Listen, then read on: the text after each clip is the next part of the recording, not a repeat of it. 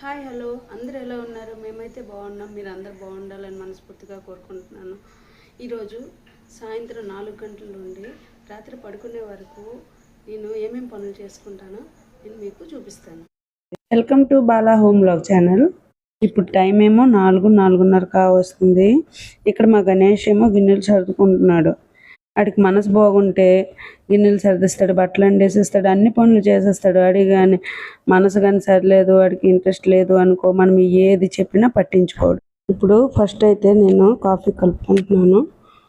Coffee వేడి తాగేసిన తర్వాత మిగిలిన పనులన్నీ మొదలు పెడతాను.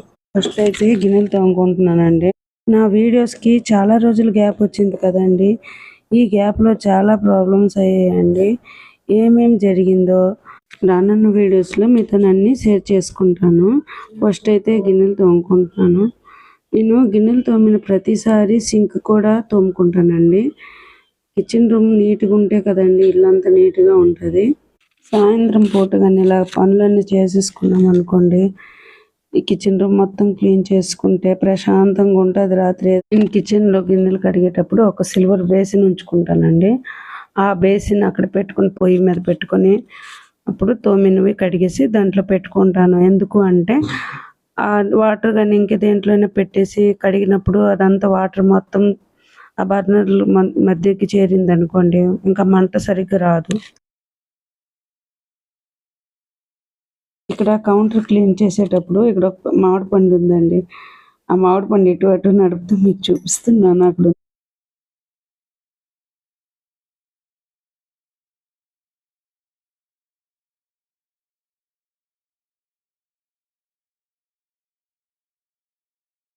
కిచెన్ రూమ్ మొత్తం క్లీన్ చేసేసి నెక్స్ట్ ఇల్లు గుమ్మాలు తుడుచుకుంటున్నాను. నేను ఇల్లు తుడిచేటప్పుడు ఫస్ట్ కిచెన్ రూమ్ నుండి మొదలు పెడతానండి. ఇంకా ఇల్లు ఒత్తుకునేటప్పుడు అయితే హాల్ నుండి ఒత్తుకుంటూ వస్తాను.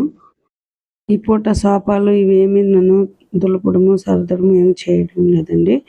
తెల్లవారు ఎలాగో నీట్గా సర్దేసి ఉంచుంటాను కాబట్టి సాయంత్రం వరకు అలాగే ఉంటాయి. ఎండాకాలం ఇప్పుడు సోఫాలు మనం ఎక్కువసేపు కూర్చొని ఉండలేం కదా.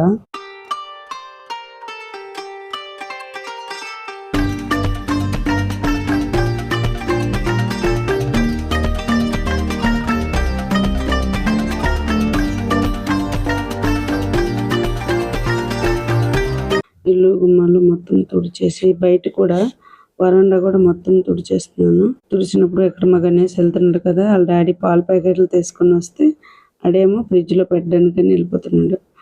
మా గణేష్కి కాలు ఒక్క దగ్గర నిలవండి, ఇటు అటు తిరుగుతూనే ఉంటాడు.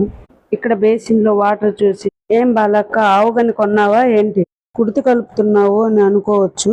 కాదండి, చెట్లకి ఈ వాటర్ కలుపుతున్నాను. ఈ వాటర్ చెట్లు మొదల్లో వేయడం వల్ల పువ్వులు గుత్తులు గుత్తులుగా పూస్తాయండి. ఈ వాటర్ ఎలా తయారు చేసుకుంటానో మీకు ఎవరికైనా కావాలి అంటే కామెంట్ సెక్షన్లో కామెంట్ చేయండి. మీకు ఎలా చేసుకున్నానో ఏంటో మీకు మొత్తం చూపిస్తాను. నేను మీ మొక్కలకి 2 రోజులకు ఒకసారి నీరు వేసుకుంటాను. మా ఇంటి ముందు వైపు చాలా బాగుంటుందండి. మా ఇంటి చుట్టూ వైపులు కూడా చాలా బాగుంటుంది. ఏంటంటే మా ఇంటి చుట్టూ పల్లెటూరు వాతావరణం లాగా అనిపిస్తుంటుంది. కాకపోతే మా ఇంటి పక్కన హౌసెస్ ఏంటి లేవండి. ఇప్పుడు కొత్తగా ఇంటి పక్కన ఒక ఇల్లు అవుతుందండి. ఇంటి పక్కన అంటే ఇంటి పక్కన కాదు, ఒక ప్లేస్ వదిలేసి. కానీ మా ఇంటి చుట్టూ వైపులా చాలామంది ఇల్లు కట్టుకుంటున్నారు. మా ఇంటి చుట్టూ మా ఇంటి ముందర పువ్వుల చెట్లు ఉండడం వల్ల ఏమవుతుందంటే మాకు పువ్వులకి లోటు అనేది ఉండదండి. ఇంతకుముందు రెంట్ హౌస్లో ఉండేవాళ్ళం కదా, అప్పుడు మాకు పువ్వులకి చాలా ఇబ్బంది అయ్యేది. రోజు కొనుక్కొని తెచ్చుకునే వాళ్ళము. తెచ్చినా కూడా ఆ చెట్లకి అంతగా ఫోటోలకి అంతగా సరిపోయేవి కాదు. వేసి చూపిస్తాను.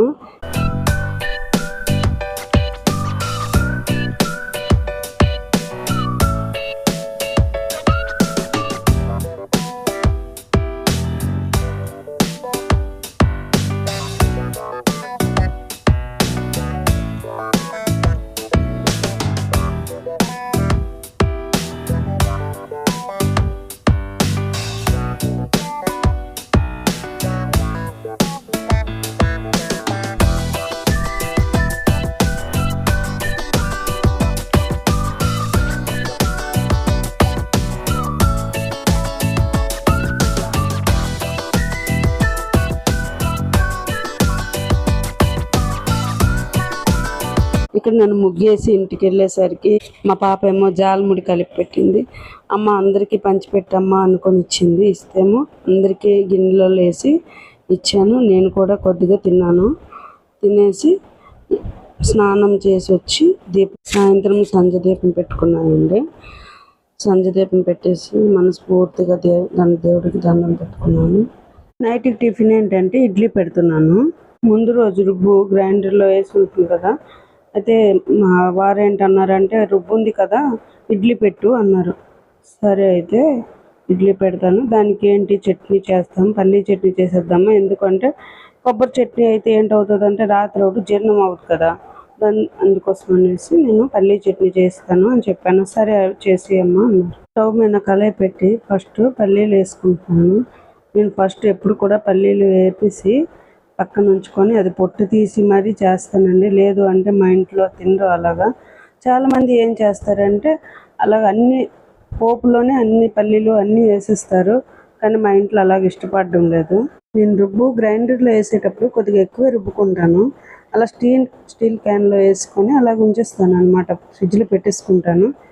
అందుకే ముందు 2-3 సార్లు వాడేసాను కాబట్టి ఇప్పుడు ఏంటంటే ఈ క్యాన్లో ఉన్నది నైట్కి సరిపోద్ది అనమాట. అందుకే మొత్తం డైరెక్ట్గా ఆ క్యాన్లోనే ఉప్పు వేసేసి మొత్తం కలిపేస్తున్నాను. ఇడ్లీకి బాగా ఎంత కలిపితే ఇడ్లీలు అంత స్మూత్గా వస్తాయి.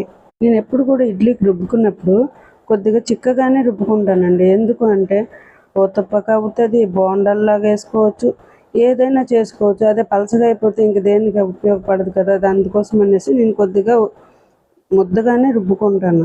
అలాగని అదే ముద్దగాని మనం ఇడ్లీ పెట్టామనుకో కొద్దిగా గట్టిలాగా అనిపిస్తాయి కదా, అందుకోసం అనేసి కొద్దిగా వాటర్ వేసి కలుపుకొని ఇడ్లీ పెట్టుకుంటున్నాను. ఇడ్లీ పాత్ర వయసు 15 సంవత్సరాలు అండి. 15 సంవత్సరాల కిందట మా అక్క కొనిచ్చింది. కానీ నేనేం చేశానంటే ఒకసారి ఇడ్లీ పాత్రల కిందకు వాటర్ వేస్తాం కదా, ఆ వాటర్ వేసాను కానీ అలాగ లేవు అందులో వాటర్. లేకపోవడం వల్ల అలాగ మర్చిపోయి చూడలేదు, మాడిపోయింది. మాడిపోగానే కొద్దిగా బ్లాక్ మచ్చలాగా పడిపోయింది. కానీ ఇడ్లీ పాత్ర అయితే చాలా బాగా పనిచేస్తుందండి. ఇడ్లీ పాత్రకి చూసారా మీదకి ఆ రాడ్లు అడుగుంది కదా, దానికి ఆ మీదకి బ్లాక్ కలర్ది ఒక బోల్ట్ నడుదు వస్తుంది అనమాట. అది పట్టుకుంటే వేడెక్కంటూ ఉంటుంది. అదేమో ఎక్కడ మిస్ అయిపోయిందో ఎక్కడ పడిపోయిందో తెలియదు. దానివల్ల ఏంటి ఇబ్బంది అవుతుందంటే పట్టుకునేటప్పుడు అది తీసేటప్పుడు ఇడ్లీ తీసేటప్పుడు కొద్దిగా ఇబ్బంది అవుతుంది. గుడ్డ కొద్దిగా దలసరి చేసి పట్టుకొని తీయడము పెట్టడము అవుతుంది. లేదు అంటే కొద్దిగా తీసినప్పుడు కానీ పెట్టినప్పుడు కానీ కొద్దిగా ఇబ్బంది అవుతుంది. స్టీల్ సామాన్లు అమ్ముతారు కదా, షాప్లో అడిగాను కానీ లేవు, అలాగే ఇవ్వడం కుదరదు అనేసి అన్నారు.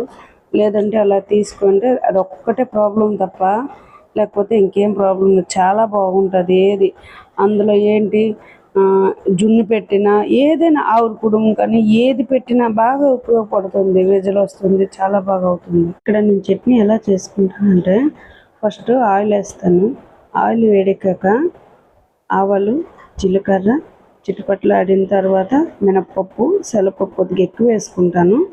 తర్వాత అవి కొద్దిగా వేగిన తర్వాత పచ్చి శనగపప్పు ఉంటుంది కదండి, అంటే పుట్నాల పప్పు అంటారు కదా, మాకు ఇక్కడ పచ్చి శనగపప్పు వేసుకుంటాను. కానీ ఇక్కడ పచ్చిమిరపకాయలు అల్లం ముక్క, ఇంకా ఇక్కడ ఒక చిన్న టిప్ ఏంటంటే ఇలా చట్నీలు ఎప్పుడైనా చేసుకునేటప్పుడు కొద్దిగా జీడిపప్పు వేసుకుంటే చట్నీ టేస్ట్ ఇంకా రెట్టింపు అవుతుంది. ఇలా ఒకసారి చట్నీ కోసం ఇంత వేపుకున్నప్పటికీ ఇడ్లీలు ఆల్రెడీ కుక్ అయిపోయాయండి. ఈ ఇడ్లీ కుక్కర్లో ప్లస్ ఏంటంటే తొందరగా ఇడ్లీలు కుక్ అయిపోతాయి. అది ఒక ట్రిప్కి ఏమో 12 ఇడ్లీ వస్తాయి. 2 సార్లు పెట్టుకున్నాను. ఈ 2 సార్లు ఈ లోపల చట్నీకి తాలింపులన్నీ వేసి పక్కన పెట్టాను కదండి, ఇవి చల్లగా అయిపోయాయి. ఈ లోపల చట్నీకి తాలింపులన్నీ వేసి పక్కన పెట్టాను కదండి, ఇవి చల్లగా అయిపోయాయి. మిక్సీ చేసి పోపు వేసుకోవడమేనండి, ఇంతేనండి వీడియో. నా వీడియో కానీ నచ్చితే లైక్ చేయండి, సబ్స్క్రైబ్ చేయండి, సపోర్ట్ చేయండి.